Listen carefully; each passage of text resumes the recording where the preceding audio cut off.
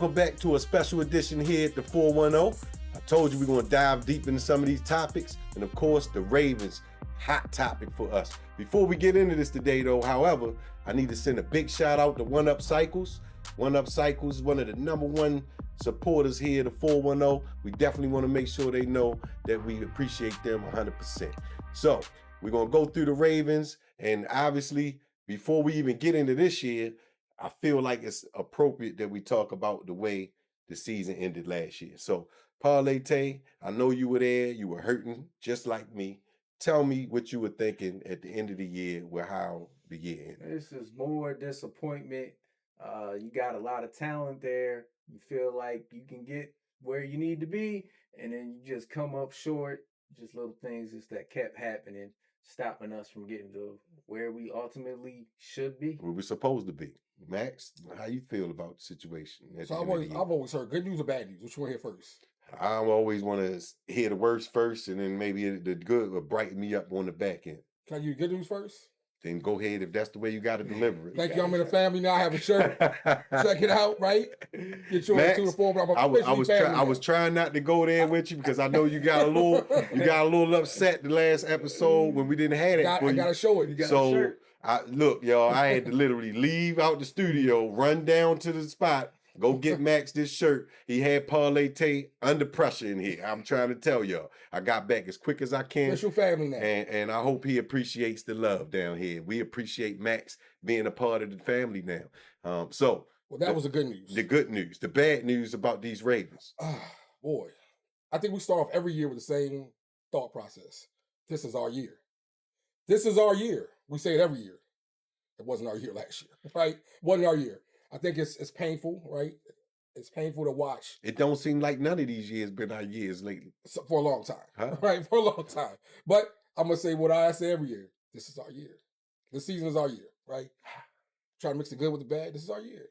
Max, I share the same sentiment. Unfortunately, I have been brutalized by the organization here in the last couple of years. So, I mean, I've been the #1 supporter. Everybody that knows me all across the land, they know that I love the boys. But they have been selling the short. And, you know, we're going to talk a little bit about it today. But, I mean, like I said, at the end of the year, I feel like, yes, some of them were selling the short. But Parlay Tay, I definitely felt like Harbaugh wasn't doing what we needed him to do. What do you think? No, not at all. And that's what I don't know if this is our year. I've been thinking about it, and I want it to be our year, but I'm not sure because there's a lot of changes going on. Harbaugh needed to go though. How many times have you been watching the game in the fourth quarter and the Ravens are winning by 7 points? And then they wound up blowing the game. That happened 12 times in the last 5 years. That's unacceptable. It's definitely a coaching thing. A lot of questionable decisions from Harbaugh. Like I was saying on early, he put together a roster very well, but there's a lot of questions. What happened in the AFC Championship against Kansas City? They forgot to run the ball. No, they didn't forget to run the ball. It's called coaching. Yeah, it was no running the ball. You got the #1 offense in the NFL, and you just decided to not run the ball. And there's just a lot of weird stuff that Harbaugh was doing. I'm glad he's gone, and we got a whole new coaching staff this year. So I mean, he got us a ring, and I'm grateful for that. But I don't even think it's more than just as time goes on. We all know relationships can sour. Things can get a little different for people. So I feel like Harbaugh lost the love that he once had there in the locker room, especially with the chief of the Indians there, Lamar. And, you know, that's going to have that trickle-down effect. And so, Max, I know you ran some people over in your days. Give me your analysis here about this running back core that we have right now. I mean, my God, we have another future GOAT, right? Hall of Famer, obviously with Henry. You know, his regimen is crazy. So it's $250,000 on everything he does, supplements, working out. He's a beast. I've seen some of his videos. Wish I could emulate half the stuff he does. His workouts is second to none, right? That's for sure. And Justice Hill, I think he's just an overall versatile back. He catches passes out the backfield, down the field. He gives you that exposure that you need. And I think that Swiss Army knife. I like him. I've always been a Hill fan. And I think Rasheen Ali also is going to be when they need a quick burst, you know, maybe first yard, second down, something like that. He's good to go, right? So and he's a hard runner. Rasheen Ali will run somebody over for sure. So I mean, I'm comfortable with them. I feel like just like everybody else, we have to do a better job of play calling with these gentlemen in the backfield. Now, over my shoulder right here, right above Parlay Tate, is a gentleman that knew a thing or two about being in the backfield and making it happen, right? And so I say that to say this. Next to him, you can't see it on camera here, but there's a picture of Mr. Ray Rice, right? And so we have Jamal Lewis, Ray Rice. Both of them share something in common for the organization. They both were the lead running back when we run a chip. So guess what we have here in the 410 studios?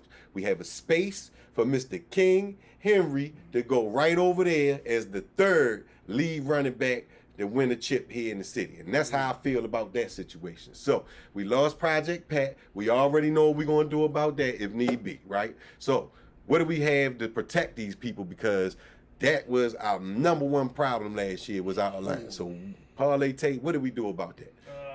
We did draft somebody, but unfortunately, I feel like that might be our number one problem again.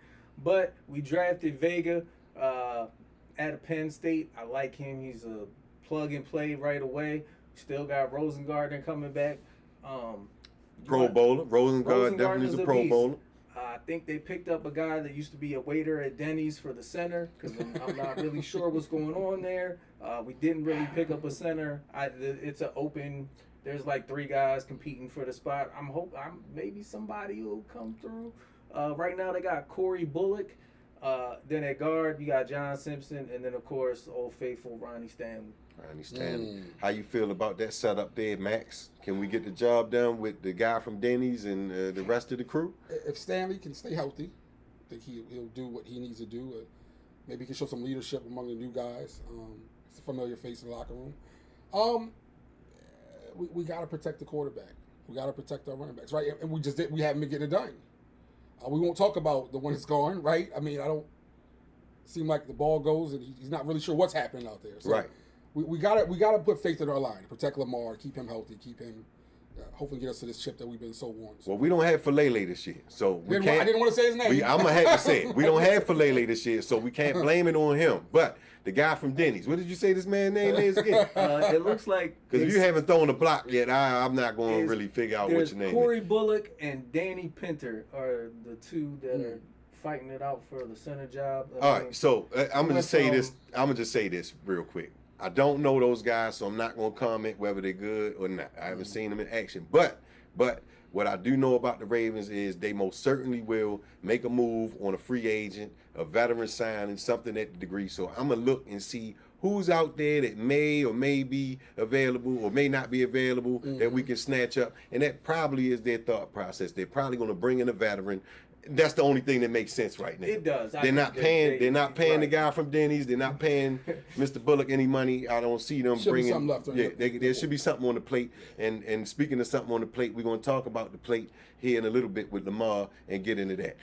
What do you think about that receiving core? The receiving core, we don't have a clear number 2 yet, but we got some potentials. Like if you're playing spades, you got some good cards, some potential. You got a possible. You got a possible. So of course we got Zay Flowers, Rashad Bateman. Pro Bowler. Rashad Bateman hasn't panned out to what I thought that he could possibly be, but maybe this is the year for him. I do like the number 3 wide receiver is Tez Walker a lot. I think he's going to get a little bit more playing time. Touchdown Tez. Yeah. Touchdown Tez. Give him some looks now, I'm trying to tell you. Then we took 2 drafts. We drafted Jacoby Lane. He's 6'4". Lane is a baller. I like the fact that he's a big receiver. Elijah Surratt, that was playing with Mendoza last year. Another he's baller. 6'2". Played with the Heisman Trophy winner. They got a little bit of depth, more so I think than maybe last year. We'll see what happens. I'm looking forward to watching the rookies play. One of them I think is going to turn out to be a really good NFL player. I think you're right. I think we may have found some gold in the draft on our rookie class. I really feel that I think Mark Andrews had a down year last year. Okay. I think he's probably thought about it, his performance last year, and I think he's going to emerge as probably our number 1 receiver.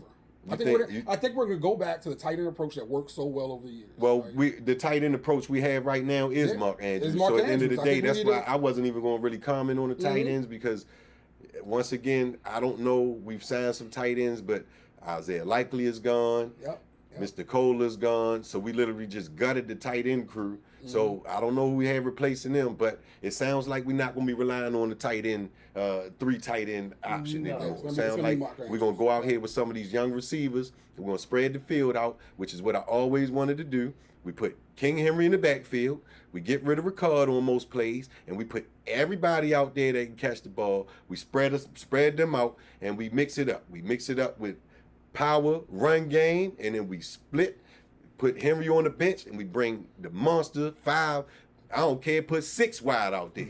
I mean, we got that many weapons out there to let them run. utilize them. Throw Hill out there in the flat and just, get creative. And that's what I'm hoping that the coaching staff does this year. Gets a little bit more creative, not predictable. We already knew when we saw Ricard, Henry in the game, we knew what that was. When we seen Henry in the game, we pretty much knew what that was. It was either going to be running play to Henry or it's going to be play action to Henry, and them guys couldn't get open.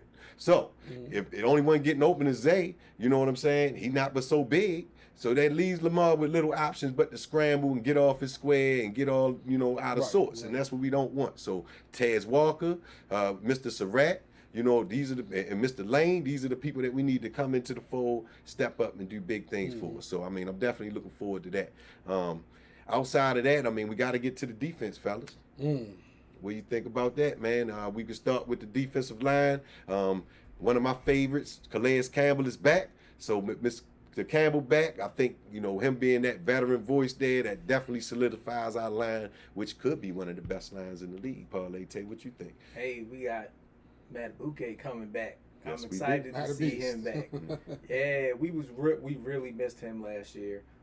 Still got Travis Jones, still got John Jenkins. And then we got some new edge rushers coming off the edge. I think we can work with that. I mean, that sounds really pretty good ones. Really good to me. What do you think, man? I'm a defensive guy. Trench guy. Let's do what we got to do, right? Bang heads and talk later. Right. I mean, there's not more for me in it. Right. We obviously came up with the greats. I want to see old school, bang, knock them down football, right? A little bit of trash talking. Let's get it done. Let's get in the trenches and get that quarterback. I mean, you was out there when James Harrison came to town. Get that quarterback. You seen them type of guys come in here with that kind of intensity, man, and that's what we got to bring all day long. Look, shake hands later, get in the trenches, handle business, get us the W, and we'll talk about it later. I love it. I think the line is going to be spectacular. Obviously, behind the line is the linebacker core, which has always been the question mark here the last couple of years. We had a couple promising guys come in, not really getting the job done like we thought they would. Now, I'm going to tell you, before that gentleman, Mr. Buchanan, Teddy Buchanan is his name, before he got hurt last year, I thought that he was having a really, really good year. Roquan, like anybody. Who else do we have, man, that can help out? I mean, like I was talking about, those edge rushers are going to help the linebackers out with Hendrickson, and then you drafted, Zion Young. And then you still got Mike Green coming back as well, who looked like he had some potential. He had some bad games, but he had a couple I saw games. upside. I did see upside in some games. I love Mike Green. Yeah. But I seen him do a couple moves early on where I know he has some talent, right? I just don't know if it was because maybe the line wasn't performing like they should and he had just too much. It was too much of a blockade for him to get back there sometimes or what. But this year for sure, with the changes we made, with the roster change we made, the only thing left to talk about is our future after the Super Bowl, right? We're going to win that Super Bowl this year. That's how I'm feeling, right? And I know y'all feeling like this. Now, how do we keep this thing together? And the first thing I'm going to ask you, Max, is Lamar. He getting a lot of money from us, right? Once we win the Super Bowl this year, because I'm not even going to go through all of the stuff. Matter of fact, we're going to try to get to Brazil, y'all. The 4-1-0 in Brazil, tell me how y'all feel about that, right? But let me know, how do we keep this thing together after we win the Super Bowl? That's a good question. We saw what happened with Flacco, right? $100 million. At that time, that was a lot by those standards, right? And it wasn't enough to keep everybody. So if the tag goes up to $85 million a year, $90 million a year, I don't think we can keep it together. We'll be in a rebuilding. That's a lot of money, man. We'll be happy, right, with that championship, but we'll be in the next rebuilding year for another 10 years, I imagine, after that. But we're never going to see another Lamar. You're right. No, I agree. Look, I agree. But I'm going to say he needs to be protected. Max, It's got to be protected.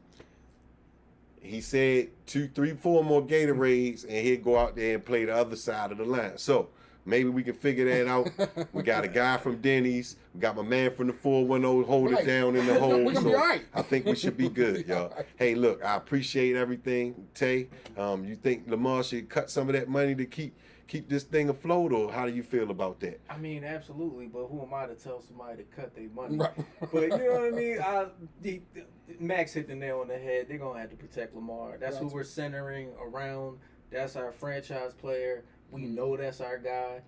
That's our number one. And we got to keep him on the field and keep him protected. Yeah. And that's the only way we have a chance. Yeah, no, that's true. And at the end of the day, Lamar, look, Jalen Brunson just did it. They won a championship. He took, man, I want to say he almost took like $100 million haircut on that deal. But he took a lot of money less than what he could have got. I'm not sure of the numbers. I wasn't in the room. But I do know that is the way that you're going to keep somebody over there to protect you. Unless that guy from Denny's is going to have this breakout year or something like that. You need to think about that, man. That way you have some longevity on your career. You know what I said? Bobby Bonilla deal, right? Lamar Jackson Day. Every July 1st, you get your money, right? Just put it on the back end. Put it on the back end, Lamar. The best We love contract, you, Lamar. Put it on the back end. the best contract in the history of any sport. Yeah. Bobby Bonilla Day. Maybe we have a Lamar Jackson Day. Fellas, I love this conversation here. The preseason getting ready to be here, so you already know we gearing up for that. And this is how we feel right now. Yep. But we got to get these guys out here on the field here in the preseason, watch them move around, then we can really get a real understanding of what we're working with here. We got some free agents. We need to look at some of that stuff here. We got to bring some other people along. But this is the year. We got to hit the Super Bowl this year. It's this Super Bowl or bust for me. It's period. And I know everybody in the room may not feel like they're going to put it all on the line, but I'm going to find me some chips to put on them. I know we're going to win the Super Bowl, y'all. Absolutely. Thanks again. Thank you for your time. Once again, this is Mad Max, Parlay Tay, special edition here on the 410. I'm Adrian. Thanks again for your time. Tune in again. We'll see you soon.